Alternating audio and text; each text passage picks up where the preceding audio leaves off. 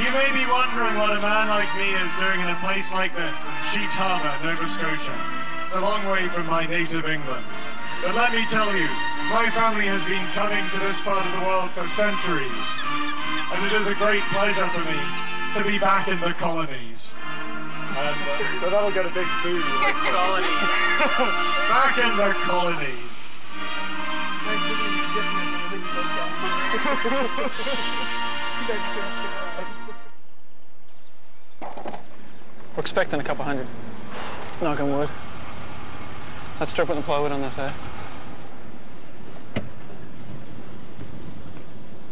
Grab this one first. Go way down to the corner. Okay, now it's got to go over. Up. In the groove. Down. Is it in there? Yeah, it's up here.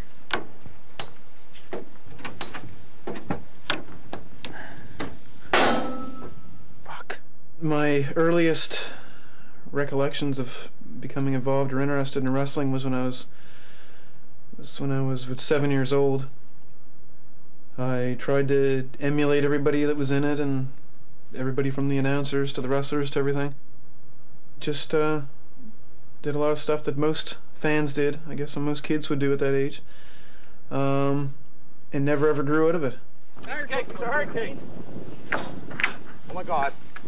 What? Nothing. Take it easy now, take it easy.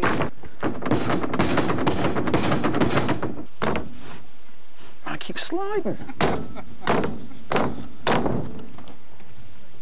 I am the owner, / promoter, / booker of mainstream wrestling. I began starting out with the name mainstream wrestling. That's something that actually a friend of mine came up with that, and I remember we were sitting in class one day, and I'm like, if I ever start my promotion, what could I call it? Like, this has been used. That sounds too corny. That's too cliche. What could we come up with? And he says, mainstream wrestling, and it just stuck after that.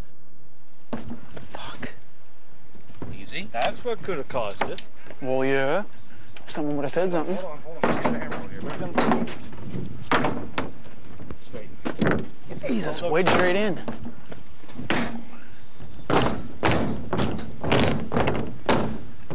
Good. I do everything from advertising to booking the talent to pumping out the merchandise. Every responsibility is basically in my hands, and with patience and persistence, I've brought together this wonderful, creative, unique package, and it's called mainstream wrestling. We put a layer of underlay, and then carpet. It's not the greatest stuff for padding, but until we get the actual true foam padding, the real star foam padding, like they use for high school wrestling mats, freestyle mats. But that's what we use for now. Sometimes it bunches up a little bit under the canvas, but for the most part, if you take the sections and put them strategically, place them in the right place, then it's not too bad. All part of paying your dues, I guess. Getting bumped on a hard ring. Ooh. How is it? Good. Good.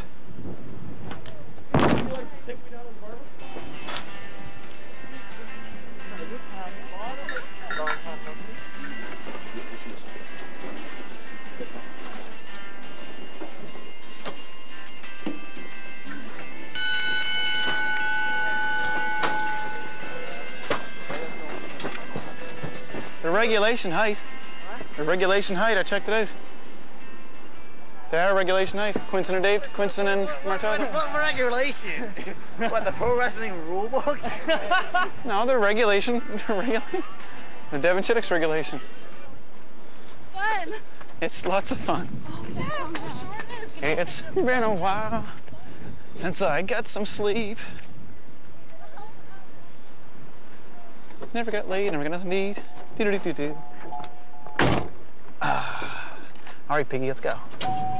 Of all the promoters that I've ever worked with, Devin is the guy who I trust the most.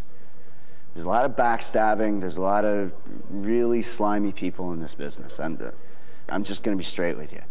And Devin, God love him, he doesn't have a whole lot to work with. But the guy busts his butt to make this work, and God love him for it. But you're coming out the main doors, right? Yeah, Chucky's coming down the ramp. Yeah, Charlie's coming down the ramp. My stuff's already down there. It's ready. It's ready to go. Grab. Yeah, all I gotta do is grab it and run. No, it's not all spots. It's mostly a brawl. Yeah. Get your high spots in. Make him look like he is. You know, he's got a little bit of wrestling knowledge, and basically go for the hardcore. Yeah, that's okay? what we're gonna do. That's what we're gonna do. Any big high spot, like I said, if there's a big high spot, get out, work the crowd a little bit, give him a chance to get a breather. Okay? I'll look after him. I shall look after my friend. I guess everyone in the town knows who Devin is, and they all know about mainstream, and they like to come out. Sheet Harbour's not a big town, so if you pull 100 or 110 people, that could be 10 or 15% of the town that's here. And when you think of it that way, well, that's quite a good. And in small towns, everyone talks. Let me introduce to you the newest tag team in mainstream wrestling, Colonel Cypress, Jeremiah Delinquent, the American Icons. And we're beating the crap out of Twister. Yeah, we're beating the crap out of Twister. Did she know to say this? I'll go find Cameo. Word for word, what I just said. Ladies and gentlemen, introduce The newest tag team in mainstream wrestling, Colonel Cypress, Jeremiah Delinquent, the American Icons. As far as the storyline and angles go, most of it is Devin. Devin will run it by us, and then we'll give our input, and maybe we'll tweak a few things or tighten a few screws here and there. But for the main part, the storylines are Devin's ideas. But whatever actually happens in the ring, how we do the match, and our interpretation of the storyline too. Exactly, if he wants something done that way, the way we actually physically perform it in the ring is our input too. I'll be like punches, chops, and just kind of stand down here. And I'll get into the ropes and I'll go. Yeah, that's cool. Yeah, just start beating and just go back in the ropes. Yeah, I'm playing these ropes. And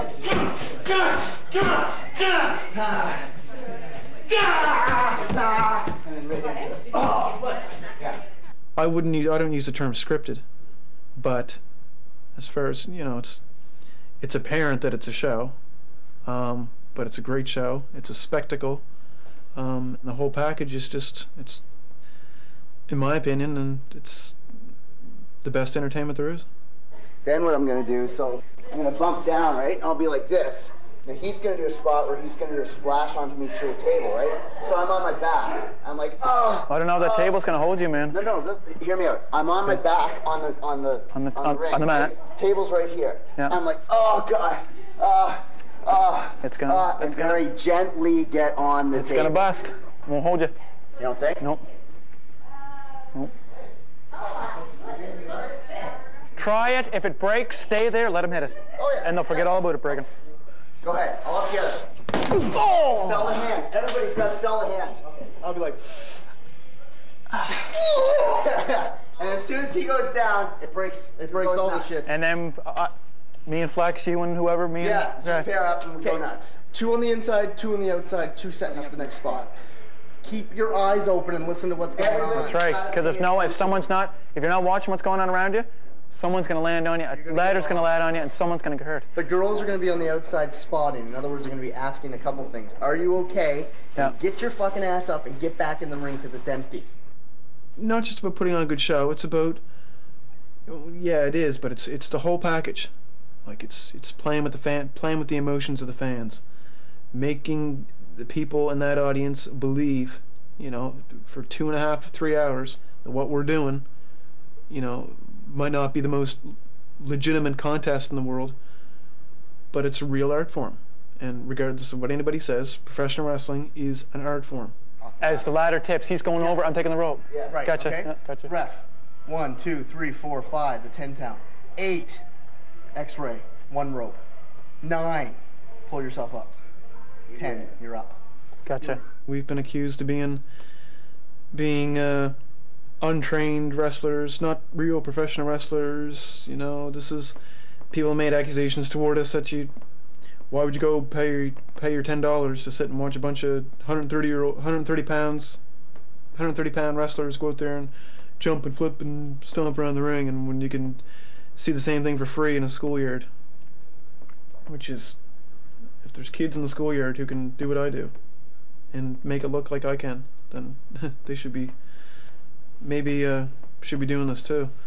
The only way that someone is going to really get hurt in this match is if people aren't paying attention and watching what's going on around them. For instance, Dave comes off the top rope, Devin's not looking, smash, Dave lands on Devin. That's why Bill just said 2 guys in the ring, 2 on the outside fighting. But when are the rest of the guys supposed to know when to get out of the ring? If I'm in the ring with Flex, all of a sudden here comes Dave throwing a table in.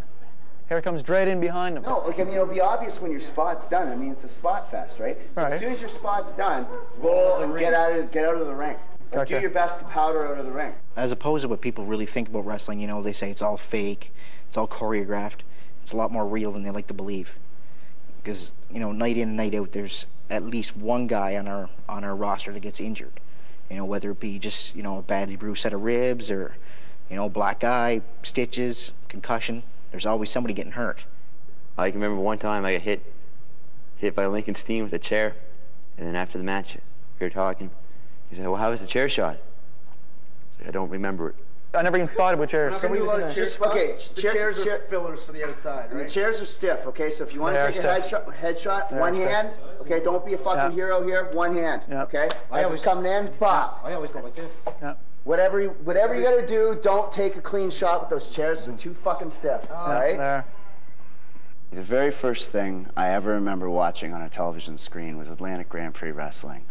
I remember guys like Stephen Pettipaw and Leo Burke, and the whole concept of wrestling fascinated me from day one. As I grew older, I started to think, well, maybe this is a little juvenile, maybe I shouldn't be watching this, but it never ever got away from me. It was in my blood, and I just loved it. Fuck, this shit started. Get this fucking done, come on. No pain, boys, no pain. Go all the way through this, no pain. Work the crowd, work the crowd.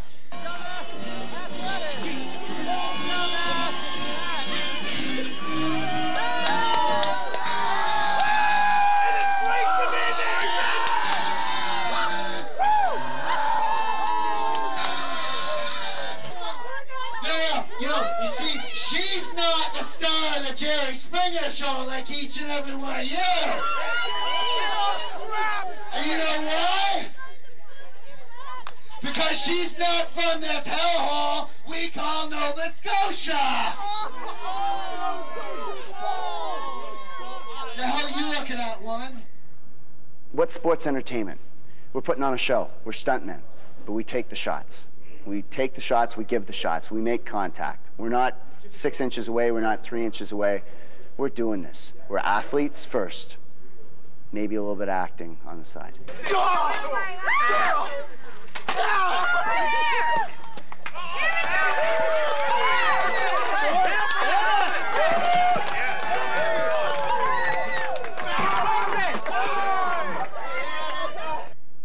If you, Mr. Director, get in the ring with me and we go through a professional wrestling match, you'll have thought we were in a fight.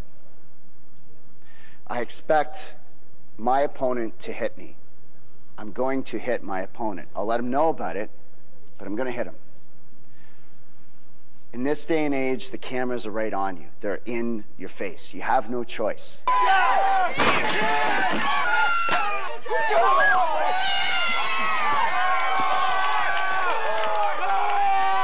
Well, the exact reason why I have this character that I have, he's an aggressive, loud, you know, like you see me out there, it's impact. And that's what the crowd wants to see. They want to see people getting hit with chairs. They want to see people taking 8, 9 foot drops through tables. They want to, you know, see ladders getting flung. They want to see people bleed.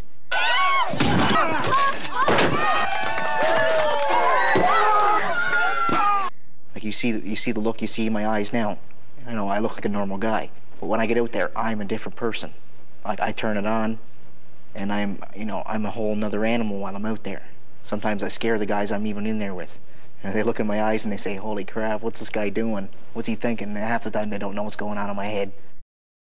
What I do to get in the character, like my Damien Dredd character, really isn't too far off from who I really am. But I mean, I couldn't run around every day in everyday life acting the way Damien Dredd does. So basically, who Damien Dredd is a psyched up Steve LaRock. Right here! Chop him!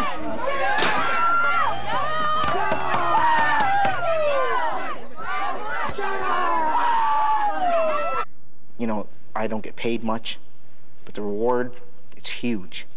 Because I mean, all my life, this is what I wanted. Like, I don't know if I'm gonna follow through with it for the rest of my life, but right now, I'm living in the now, and this is what I'm doing now. I'm an entertainer, I'm an athlete, and I'm gonna put on a show, and I'm gonna put on a hell of a show. Nobody's gonna go home cheated when I'm out there. I wanted to be a professional wrestler my entire life, just about. Now, ever since I seen my first live WWE event with my uncle and my father, and so I watched it on Saturday morning TVs when they used to have a little Hulk Hogan rock and roll wrestling. Like, you know, that kind of stuff that just drew me to it.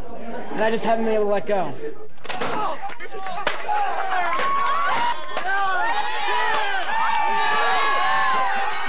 You get over here and the kids, like, I wouldn't say idolize you, but, like, you know, they want your autograph and they want to see you hit somebody and they want to see you win. And, you know, that feeling inside, there's nothing better. Nothing. It's just incredible. You want that new crowd, you want that new guy to know, you know, I want to see Lincoln Steen again. You know, this kid's never seen Lincoln Steen before. I want him to, like, say there and say, Lincoln Steen's coming to this town again. I want to go see him. You know, I just want to be out there. I want my name heard. I just want to get established. I'm not trying to go out and, you know, wrestle for the WWF. You know, I don't really want that. I just like doing local stuff, and I enjoy, you know, people around here and stuff. And I'm not out like there's other guys here that I wrestle with, my colleagues, that they want to go big time, right? Myself, I just enjoy just being around home and wrestling and, you know, doing the stuff in the Maritimes, right?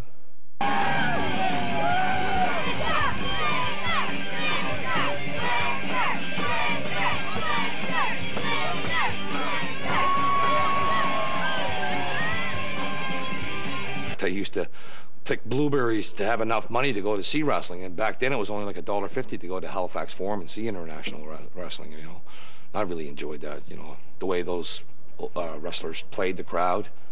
You know, they made it look unbelievable. You know, I've always loved wrestling. You know.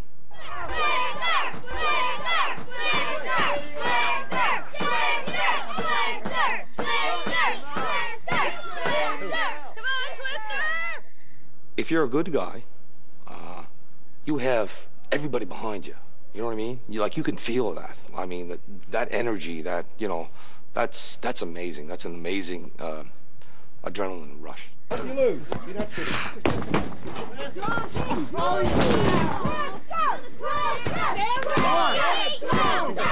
You know, even the bad guys, like, you know, if you're doing say I'm a bad guy, I would know that I was a really good bad guy. You know, from the fans, the response of the fans. You know, if they're booing you and trying to throw things at you, then you know you're doing a great job, right? Used to be when I came out, it was a lot more me, Scott Ingram, than Jeremiah, and he used to get cheered a lot more, and it was kind of like, well, I'm not getting the response I want. So I kind of, you know, I started working the crowd, yelling at the crowd more, working the crowd, looking for that response where I had to make them hate me because, in general, they kind of liked me, and I mean, that's great and all, but that wasn't the response I was looking for. So I had to kind of turn it up and get the people, get on them, start doing more things that would be considered breaking the rules when the ref wasn't looking and stuff, to try to get those people to hate me, because at first they weren't really hating me, but now they're starting to, I come out here and I hate it, but they start chanting chicken. It's not really the response I wanted, but at least they're starting to hate me now instead of starting to cheer for me.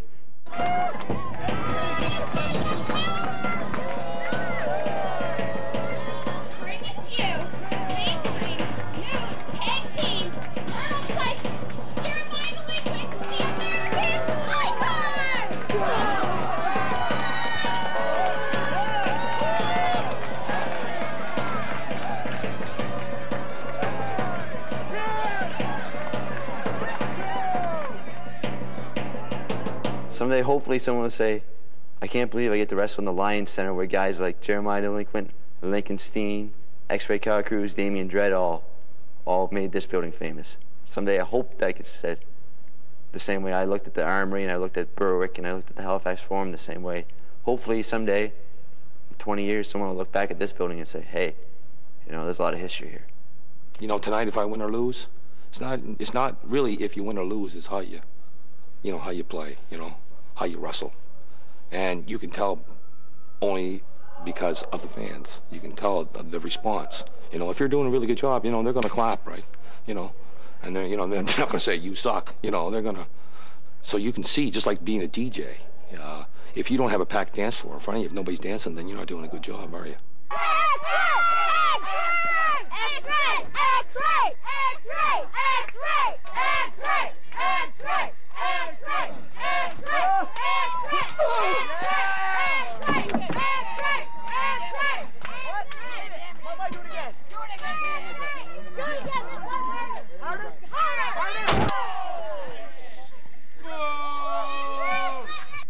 Some people are going to like it and some people aren't going to like it.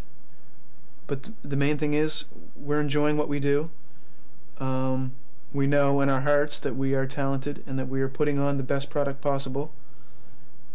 And what goes on in and outside, what goes on in and around the ring certainly speaks for itself.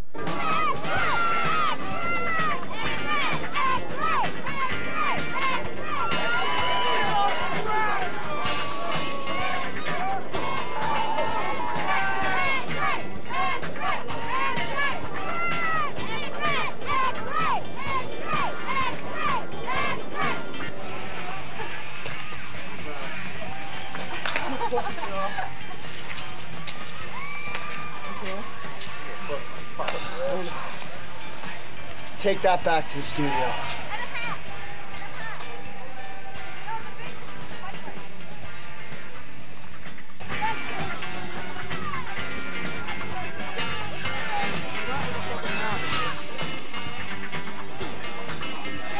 right, I'm kind of confused. I don't know whether to be happy or sad that I look this bad on international television. It's true. It's true. And you must remember one thing. It wasn't the better man who won the match. It was the better team. Someday people will be watching us on television and saying, you know, that's the guy who was mainstream wrestling, or look, that's that MSW that's been going on for a couple of years now, and you know, they said they were going to be the future of maritime wrestling, and I'd have to believe it.